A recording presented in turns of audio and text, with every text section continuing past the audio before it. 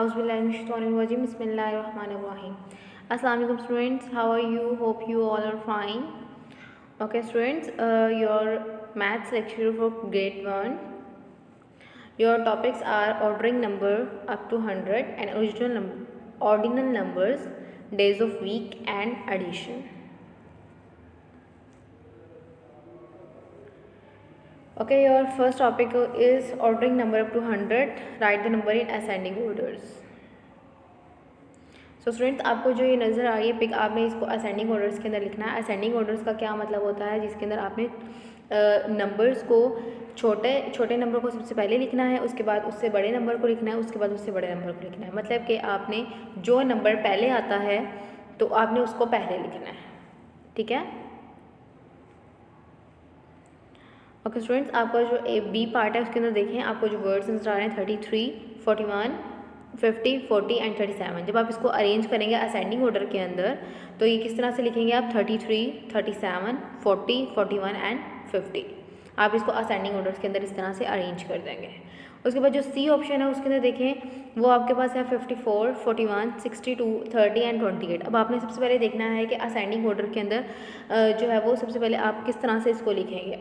सबसे पहले जो आपके पास नंबर आता है वो आता है 28, उसके बाद आता है 30, उसके बाद आता है 41, उसके बाद आता है 54 एंड उसके बाद आता है 62।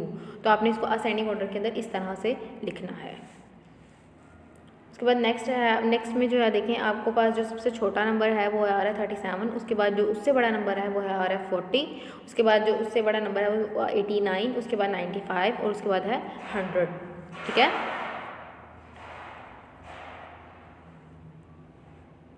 ओके, और next topic is right the number in descending orders. So students, ascending order के अंदर आप छोटे नंबर को पहले लिखते थे और डिसेंडिंग ऑर्डर के अंदर आप बड़े नंबर को पहले लिखेंगे। ठीक है, मतलब ऑपोजिट है दोनों। असेंडिंग के अंदर आप छोटे नंबर को पहले लिखते हैं और डिसेंडिंग के अंदर आप बड़े नंबर को पहले लिखते हैं। So look at the picture, write the numbers of each group in descending order what has been done for you. So students, जो फर्स्ट हुआ हुआ है वो आपके पास हुआ हुआ है। अब आपने नेक्स्ट जो 3 हैं वो आपने कंप्लीट करना है। सो आपको देखें यहाँ पर आपको 44, 69, 58, 43 एंड 47। आप इसको जब अरेंज करेंगे आपको सबसे बड़ी वैल्यू क्या नज़र आ रही है यहाँ पर 69, उसके बाद आपको वैल्यू नज़र आ रही 58, उसके बाद आपको नज़र आ रही 43, 47, उसके बाद 44 एंड 43। अब इसको देखिए मैंने किस तरह से अरेंज किया। 69 पहले है, उसके बाद 58 है, उसके बाद 47 है और उसके बाद 44 और उसके बाद 43। अब नेक्स्ट देखें, नेक्स्ट के अंदर आपके पास जो है वो जब आप इसको अरेंज करेंगे तो किस तरह से वैल्यूज़ आ जाएंगे। सबसे पहले 100 आएगा, उसके बाद 99 आएगा, उसके बाद 70 आएगा, उसके बाद 69 आएगा और उसके बाद 63 आएगा। और नेक्स्ट के अंदर देखें, उसके अंदर सबसे पहले आप जो वैल्यू लिखेंगे वो 47 लिखेंगे, उसके बाद 26 लिखेंगे, उसके बाद 22 लिखेंगे, उसके बाद 18 और उसके बाद 17। सबसे बड़ी वैल्यू जो आपने पहले लिखी है। अब इस तरह से भी आप इसका कंसेप्ट याद कर सकते हैं कि जो असेंडिंग ऑर्डर है, अब इसका जो असेंडिंग के अंदर आपको फर्स्ट अल्फ़ाबेट नज़र आता है वो होता है ए।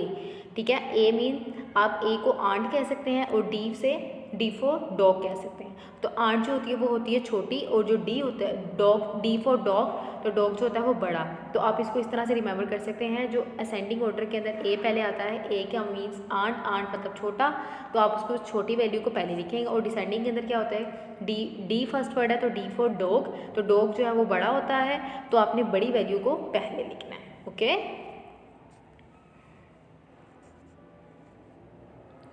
okay students, your next topic is ordinal numbers. Look at zoo.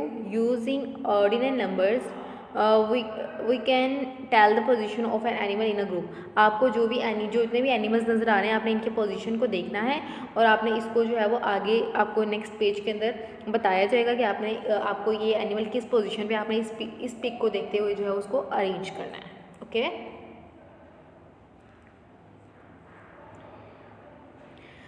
look at these animals from the zoo train.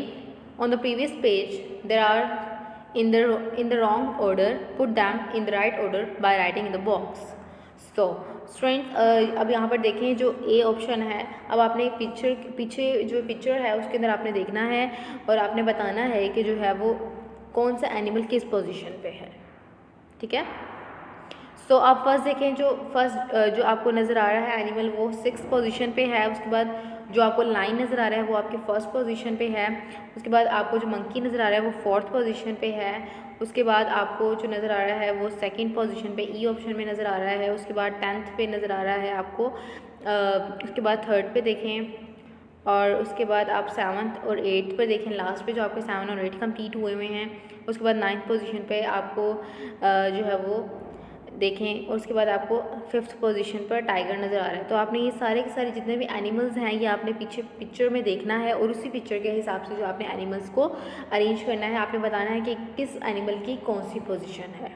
Okay, आपने देख लेना है कि कौन सी फर्स्ट पोजीशन पे है, कौन सा एनिमल। अब यहाँ पर देखें, आपको जो फर्स्ट पोजीशन पे लाइन नज़र आ रहा है, उसके बाद जो फर्स्ट पोजीशन पे आपके पास लाइन है, उसके बाद आपके पास 2nd पोजीशन भी है, 3rd भी। आपने ये सारी की सारी देखते जानी है लाइन वाइज कि आपको कौन सी पोजीशन पे कौन सा एनिमल नज़र आ रहा है। ओके,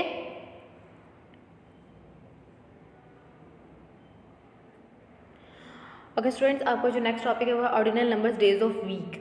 आपने बताना है write the missing words, one has been done for you. So आपने बताना है कि डेज ऑफ वीक में जो मंडे है वो किस डेट पे आता है। आपने बता देना है कि Monday is the first day of week. आपने बता देना है कि कौन सा जो है वो डे ऑफ वीक फर्स्ट है, उसके बाद 2nd कौन सा है, उसके बाद 3rd कौन सा है, उसके बाद 4th कौन सा है। इस तरह से आपने लाइन वाइज बता देना है। तो आपको पता है कि जो मंडे है, Monday is the first day of week. जो मंडे होता है वो फर्स्ट वीक है, फर्स्ट डे होता है वीक का। उसके बाद जो ट्यूसडे है वो 2nd होता है, वेडनेसडे 3rd होता है, थर्सडे जो है वो आपका 4th होता है, फ्राइडे आपका 5th होता है, सैटरडे आपका 6th होता है, और संडे जो है वो आपका 7th पोजीशन पे होता है। ओके,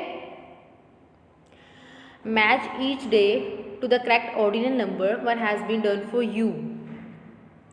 आपने जो है अब यहाँ पर मैच करना है, match each days of the to the correct ordinal number, one has been done for you. So students, आपने यहाँ पर बता देना है कि जो भी आपको डेज ऑफ वीक के अंदर आपको डे नज़र आ रहा है, आपने उसको बता देना है कि वो किस पोजीशन पे आता है।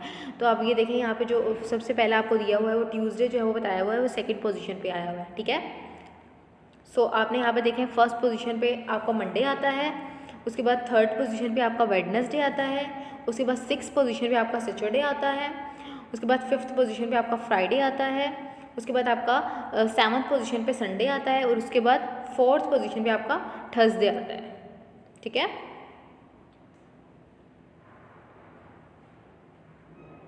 Okay students, your next concept is addition. Add horizontally and then vertically. आपने जितने भी नंबर्स हैं आपने उसको ऐड करना है, पहले हॉरिजॉन्टली करना है, और उसके बाद आपने उसको वर्टिकली ऐड करना है। अब यहाँ पर देखें, जो फर्स्ट आपको नज़र आ रहा है ए ऑप्शन, उसके अंदर देखें 16 + 3। आपने 6 और 3 सबसे पहले आपने लास्ट वाले डिजिट से ऐड करना शुरू करना है। 16 के अंदर आप 3 ऐड करते हैं तो आपके पास कितना होता है, आप इसको काउंट करेंगे। 16 के बाद आता है 17, 18, 19। आप जब 3 ऐड करेंगे तो क्या आ जाएगा, 19। अब आप 3 ऐड करेंगे 16 के अंदर तो आपके पास वो भी 19 आता है। और जब आप उसको वर्टिकली ऐड करेंगे तो वर्टिकली देखें, जो 6 के नीचे आपको नज़र आ रहा है वो 3 नज़र आ रहा है। तो जब आप 6 और 3 को ऐड करेंगे वो तो आपके पास आ जाएगा 9, और 1 एज इट इज़ नीचे आ जाएगा। अब नेक्स्ट के अंदर जब देखें आपके पास 3 + 5 है, जब आप 3 के अंदर 5 और ऐड करेंगे तो आपके पास क्या बन जाता है, वो 8 बन जाता है। एग्जैक्टली ऐसे ही जो आपका नेक्स्ट है वो उसके अंदर भी जब आप 5 को ऐड करेंगे, 5 में 3 और ऐड करेंगे तो आपके पास क्या आ जाएगा, 8 ऑप्शन आ जाएगा।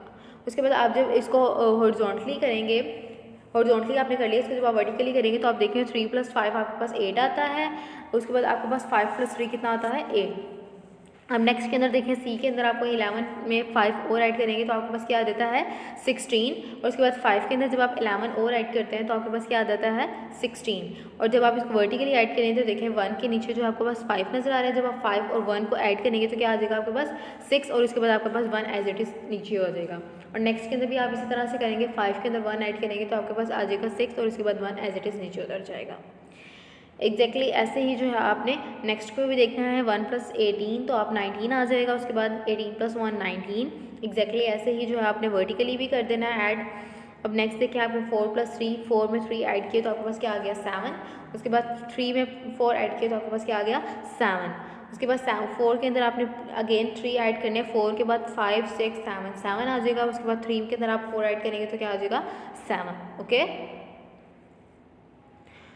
Okay, students, your homework is learn and write the workbook, page number 47, 48, 49, and 49, 51, and 56. You have to learn it and write it on your workbook. Okay students, अपना बहुत सारा ख्याल रखिएगा और आपने अच्छे तरीके से अपनी तैयारी करनी है। अपना बहुत सारा ख्याल रखिएगा। Stay home, stay safe. अल्लाह हाफिज़।